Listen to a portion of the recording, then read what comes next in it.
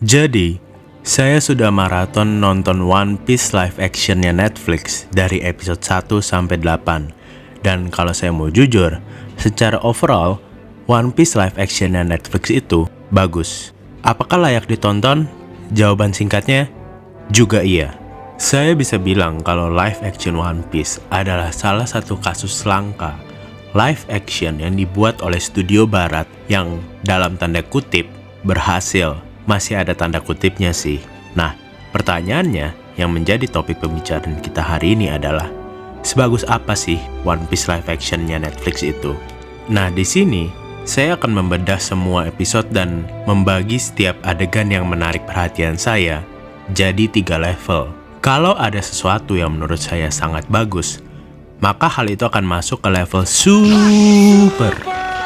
Kalau ada hal yang bagus menurut saya, tapi masih agak sedikit mengganjal, dia akan masuk ke level bagus aja. Dan kalau ada yang ganjil banget menurut saya akan masukkan ke kategori ya hal-hal yang aneh atau nyeleneh lah di live action ini. Disclaimer dulu, saya paham betul kalau One Piece live action ini adalah proyek yang disupervisi dan bahkan diproduseri oleh Eiichiro Oda sendiri, dan hal itu sangat amat saya rasakan di ke-8 episode live action ini. Akan tetapi saya tetap merasa ada beberapa limitasi yang dilakukan oleh Netflix. Beberapa saya bisa pahami, akan tetapi yang lain saya belum bisa pahami. Daripada saya bicara terus, mari kita langsung masuk ke episode pertama.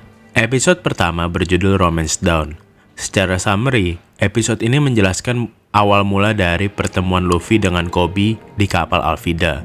Lalu juga Luffy versus Alvida, dan Luffy, Zoro, dan Nami yang melawan Kapten Morgan. Nah, yang masuk kategori super di episode ini, yang pertama adalah scene eksekusinya Gold di Roger, atau yang di live action ini masih disebut Gold Roger.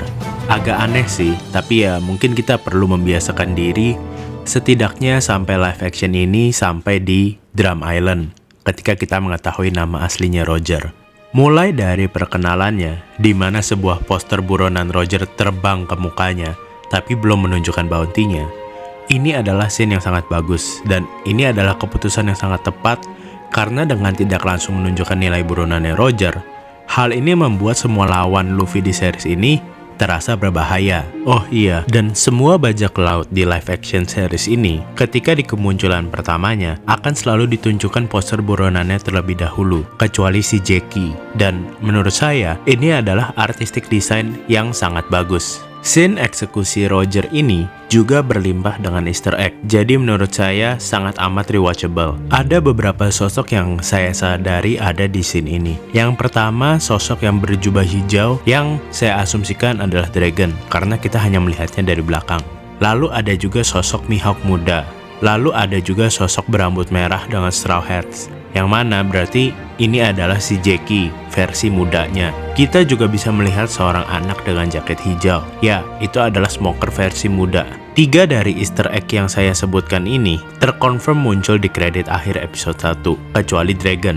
Lalu, hal super yang kedua adalah Zoro.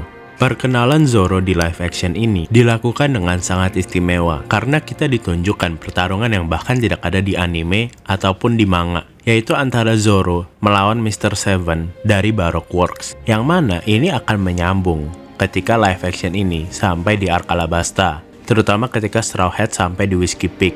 Dan momen tambahan seperti inilah yang menurut saya menambah nilai live action ini, karena kita bisa mendapat perluasan cerita One Piece tanpa mengubah drastis cerita yang kita sudah kenal selama ini. Dan hal super yang terakhir adalah perkenalannya Buggy. Mungkin ini adalah pertama kalinya saya merasa kalau Buggy menjadi sosok penjahat yang keren dan karismatik. Lalu kita masuk ke kategori hal-hal bagus yang menurut saya tidak sampai kategori super, tapi tetap bagus. Yang pertama, saya suka tambahan detail cerita kecil seperti bagaimana Zoro berakhir diikat oleh Kapten Morgan, dan juga ada foreshadow sedikit ketika Morgan menyebut kalau ia yang menangkap Kuro. yang padahal adalah Kuro yang palsu. Lalu yang kedua adalah interaksi antara Nami dan Luffy. Itu juga bagus, agak canggung-canggung lucu begitu, tapi saya suka. Nah, lalu yang masuk ke dalam kategori yang tergolong agak ganjil di episode ini, itu tidak ada yang aneh di episode pertama ini, yang mana sangat amat bagus karena ini memberikan first impression yang sangat bagus untuk series ini.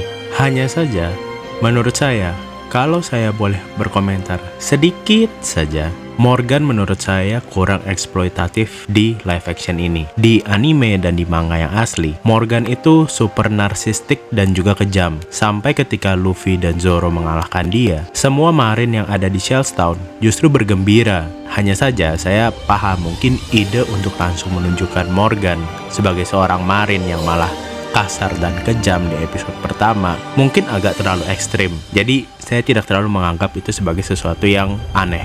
Oke, lalu kita beralih ke episode kedua. Episode kedua berjudul The Man in Straw Hat. Sinopsis singkatnya dari episode ini adalah setelah berhasil merebut peta Grand Line dari Morgan, Luffy, Nami, dan Zoro malah ditangkap oleh kelompok bajak laut Buggy. Dan di episode ini, kita melihat bagaimana mereka melawan kelompok bajak laut Buggy. Di episode ini juga, kita pertama kali melihat Koby yang masuk ke marin di bawah asuhannya Garp.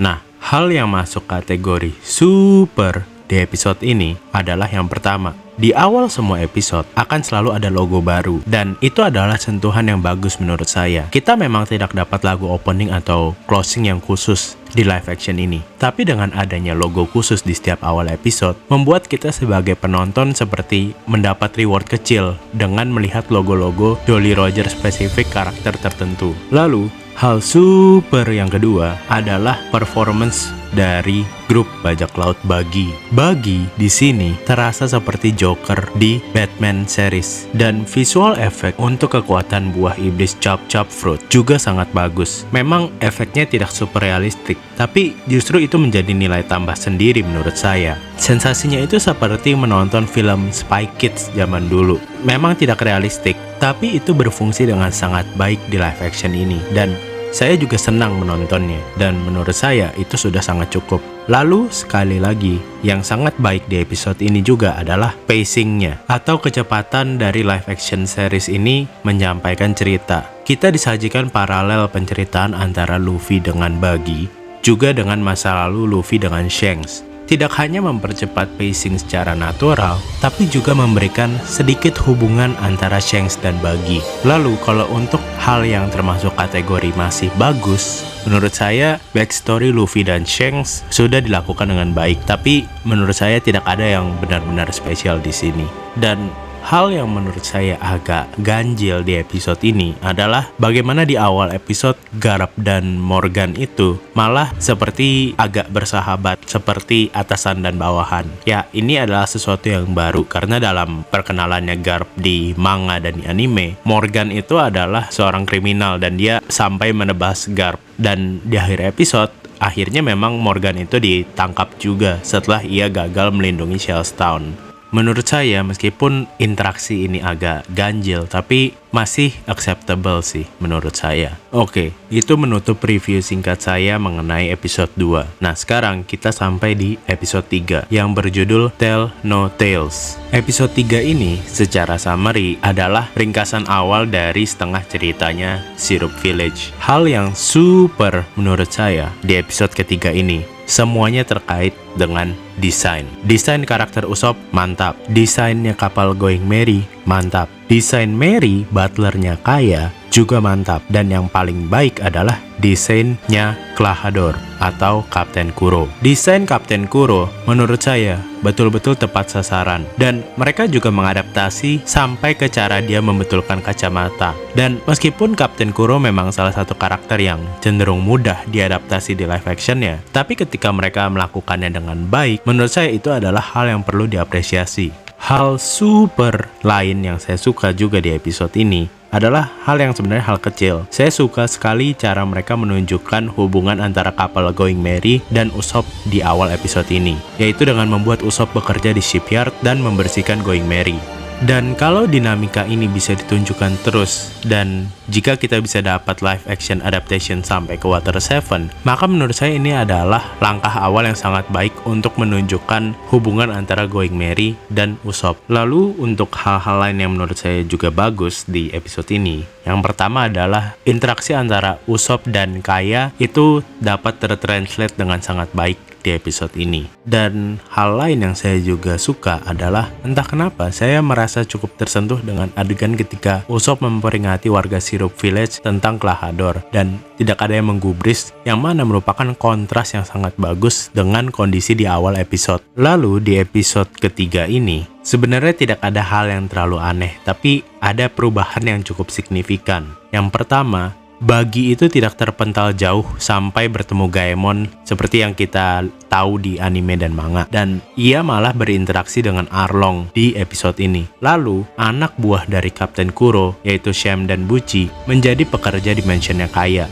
Saya sebetulnya tidak merasa itu sebagai sesuatu yang aneh banget, dan ini juga kembali menghemat pacing dan mengenalkan karakter lebih awal di live action ini. Akan tetapi yang agak aneh adalah Sham ternyata adalah perempuan di live action ini for some reason. Tapi menurut saya hal ini justru cukup refreshing karena sejauh ini karakter perempuan yang kita lihat adalah Alvida, Nami, Kaya, dan Makino saja. Dan Sham diadaptasi sebagai seorang perempuan sebenarnya menjadi penyeimbang yang menurut saya dibutuhkan untuk di Syrup Village ini. Lalu yang ketiga adalah adanya adegan Koby bermain catur dengan Garp. Saya tahu kalau ini untuk menunjukkan kalau Koby itu memang mempunyai sesuatu yang lebih dibandingkan kadet-kadet marin yang lain, yang membuat dia memperoleh kepercayaan Garp untuk mencari Luffy di Syrup Village. Lalu kita masuk ke episode keempat yang berjudul The Pirates Are Coming. Sinopsis singkat dari episode ini adalah episode pertarungan antara Straw Hat Pirates melawan Black Cat Pirates dan berakhir sampai Luffy mendapatkan Going Merry dari Kaya. Hal yang super di episode ini adalah temanya. Syrup Village di kondisi malam benar-benar membawa suasana yang baru dan membuat live action episode ini layak untuk ditonton ulang. Tema semi-horor yang disajikan di episode ini pun dibuat lebih berasa dengan pembawaan musik misterius dan adanya mini jump scare di beberapa scene. Setting rumah mansion Kaya yang dibuat gelap di episode ini benar-benar membuat sudut pandang baru. Seakan-akan antara grup Straw Hat dan grup Black Cat Pirates, mereka seperti sedang bermain kucing-kucingan. Ya, kalian tahulah karena Kuro itu kucing.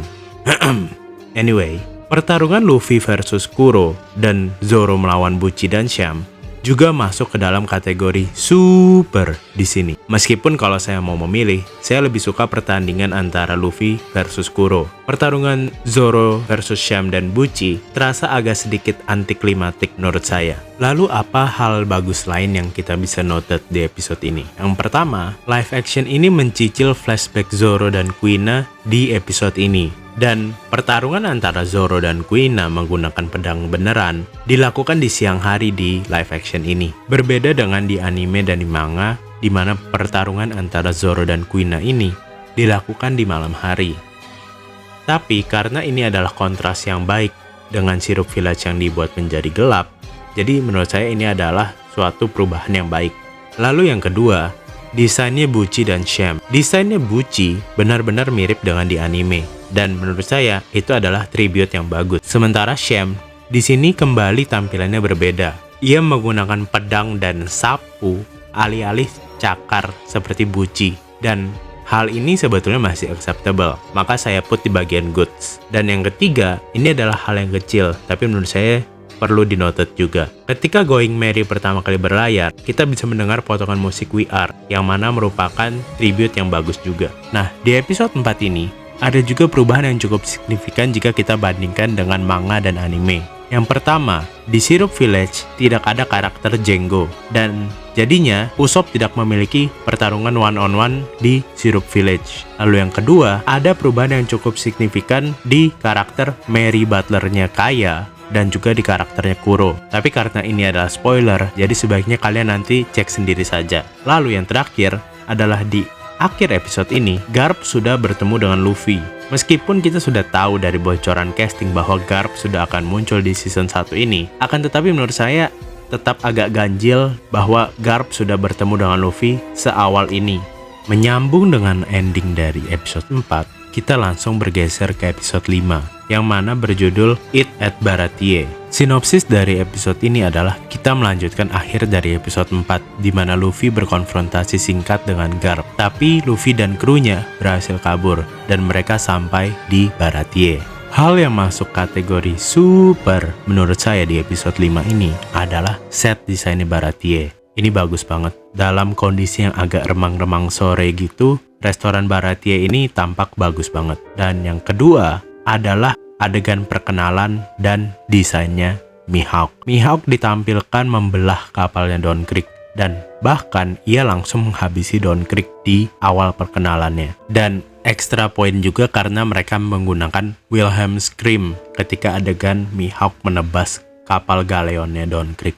Hal yang lain yang menurut saya cukup bagus adalah yang pertama, pertemuan Luffy dan Garp yang seharusnya baru muncul di Water 7 yang sudah ditis di akhir episode 4 tadi, itu di-tackle dengan cukup baik di sini. Jadi Straw Hat itu akhirnya bisa kabur juga tanpa membuat Garp itu terkesan lemah. Lalu yang kedua, penjelasan tentang Shichibukai juga di-handle dengan baik. Kita tahu bahwa peran Johnny dan Yosaku memang di-cut di live action ini, tapi semua eksposisi yang mereka berikan dapat digantikan oleh karakter lain. Lalu yang ketiga, pertarungan antara Zoro dan Mihawk. Menurut saya, pertarungan ini sudah sangat baik merefleksikan bagaimana pertarungan di anime dan manga. Hanya saja, justru di bagian ini, saya agak sedikit berharap kalau Zoro itu lebih terluka, lebih parah lagi. Karena baik di anime dan di manga, Zoro itu sampai betul-betul berdarah-darah melawan Mihawk. Lalu untuk hal yang menurut saya agak ganjil di episode ini, yang pertama adalah karena Garp sudah involved di awal seperti ini, agak terasa aneh bahwa ia sampai memanggil Mihawk hanya untuk menangkap Luffy. Meskipun saya tahu bahwa di akhir episode 8, kita nanti akan dijelaskan apa alasannya Garp melakukan ini. Tapi menurut saya agak ganjil bahwa Mihawk sampai dikirim untuk menangkap Luffy yang waktu itu bahkan belum punya bounty. Bahkan karakter Mihawk di episode ini pun juga mengomentari hal yang sama. Selesai dengan episode 5, kita beralih ke episode 6. Episode 6 berjudul The Chef and the Chore Boy. Summary episode ini adalah kemunculan Arlong yang menyerang Baratie. Ya, ini agak berbeda dengan di manga dan anime. Hal yang super di episode ini, yang pertama adalah interaksi antara Zoro dan Luffy di akhir episode ini, di mana Zoro menyatakan loyalitasnya ke Luffy. Menurut saya ini adalah kembali sentuhan kecil dan tambahan detail cerita yang menurut saya bagus dan diperlukan di live action ini. Lalu yang kedua, Buggy. Dia tetap ada di episode ini. Maaf spoiler, tapi Buggy menurut saya adalah pemeran pendukung terbaik di live action ini. Hal bagus lain yang saya juga noted di episode ini, pertama adalah saya sebenarnya cukup suka dengan bagaimana mereka menunjukkan Luffy memiliki dilema sebagai seorang kapten, yang menurut saya itu cukup realistik karena Luffy baru menjadi kapten dalam hitungan hari. Dan di sisi drama, menurut saya ini juga menjadi tambahan yang cukup menyegarkan. Lalu yang kedua, adanya foreshadow terkait cerita Mont Blanc Nolan. Itu juga hal yang bagus. Lalu ketiga, pertarungan di Baratie dengan Arlong juga menurut saya cukup bagus. Kembali, sebuah sentuhan baru yang menambah nilai rewatchable untuk live actionnya One Piece ini. Hanya saja ketika pertarungannya dibawa ke keluar, saya merasa pertarungan tersebut agak sepi. Lalu yang keempat, perpisahan Sanji dan Zeff cukup mengharukan untuk saya. Hanya saja, sayang mereka tidak mengambil adegan di mana Sanji berlutut dan berterima kasih ke seluruh Baratie. Lalu hal yang menurut saya agak ganjil untuk diadaptasi di live action ini, khususnya di episode 6 ini, adalah kenapa mereka memilih versi manganya untuk backstory Sanji dan Zeff untuk diadaptasi menjadi live action, bukan versi anime. Saya paham sih versi manga adalah versi yang Oda pakai di manga aslinya dan karangannya dia sendiri. Tapi saya tetap bingung kenapa versi itu yang dipakai untuk diadaptasi di live action ini. Setelah Sanji direkrut, selesailah episode 6 dan kita beralih ke episode 7 dengan judul The Girl with a Selfish Tattoo. Judul yang menurut saya adalah homage atau paying tribute ke film dan novel The Girl with the Dragon Tattoo. Sinopsis dari episode ini adalah Luffy dan krunya yang mengejar Nami ke Koko Village, dan di episode ini kita mempelajari masa lalunya Nami. Hal yang super di episode ini adalah mereka menggunakan kemampuan memasak Sanji untuk mengakrabkan Straw Hat dengan Nojiko. Saya selalu berasa kalau kemampuan masak Sanji itu sedikit underutilized di series One Piece, karena biasanya kemampuan memasak Sanji itu hanya dieksplor di episode-episode filler di anime. Tapi di sini, keahlian memasak Sanji yang membuat Straw Hat mendapat informasi penting mengenai masa lalu Nami. Dan the help me moment, yaitu momen ketika Nami meminta pertolongan Luffy, dan pose ketika Straw Hat bersiap untuk menyerang Arlong, itu adalah benar-benar tribute yang bagus ke anime dan manga. Dan untuk hal bagus lain, yang pertama adanya interaksi antara Zeff dengan Garp. Kembali, sesuatu yang baru dan dihandle cukup baik. Saya cukup senang karena di sini Garp ditunjukkan memiliki respect kepada Zeff sebagai sesama veteran dari dunia lamanya One Piece. Yang kedua, hal yang menurut saya menjadi tema yang cukup berulang di live action series One Piece ini adalah Zoro menunjukkan sisi kedewasaannya. Dan saya merasa kalau Zoro di season 1 series ini menjadi seperti seorang penasihat bagi Luffy, dan itu adalah sentuhan yang bagus. Dia betul-betul menunjukkan sifat first mate-nya dia dari awal series, dan saya sangat suka dengan interaksi ini. Lalu, hal yang saya mau bahas terakhir di episode 7 ini adalah adanya satu perubahan yang menurut saya cukup signifikan, yaitu saya baru sadar bahwa tidak ada Hachan di krunya Arlong, yang mana agak aneh karena Hachan itu akan menjadi sosok yang penting jika kita sampai di arc Sabaody. Meskipun saya sadar alasan bahwa mereka meng-cut karakter Hachan adalah kemungkinan besar visual efeknya itu lebih sulit dibandingkan Fishman yang lain. Akan tetapi, saya merasa juga pemikiran untuk sampai ke Sabaody arc diadaptasi di live action mungkin terlalu jauh untuk sekarang. Jadi, kalaupun arc Sabaody sampai diadaptasi, mungkin mereka harus membuat alternatif atau perubahan dari segi cerita. Nah, akhirnya kita sampai di episode terakhir, episode ke-8 yang berjudul Wars in the East. Episode ini merangkum pertarungan di Arlong Park sampai Nami bergabung kembali di Straw Hat. Nah, apa yang masih termasuk dalam kategori super di episode ini? Yang pertama tentu saja adalah pertarungan terakhir Luffy versus Arlong. Adaptasi yang menurut saya sangat baik. Meskipun kita memang tidak melihat banyak jurus khasnya Arlong, tapi menurut saya ini sudah translate dengan sangat baik di media live action. Hal super yang kedua adalah adegan ketika Jolly Roger Straw Hat Pirates dibentangkan untuk pertama kalinya di akhir episode ini. Dan hal itu jujur bikin agak merinding guys, kalau buat saya personal. Maka itu, hal ini layak masuk ke level super. Dan hal super yang terakhir adalah adanya end credit scene di episode terakhir ini. Yang lebih baik kalian cek saja sendiri.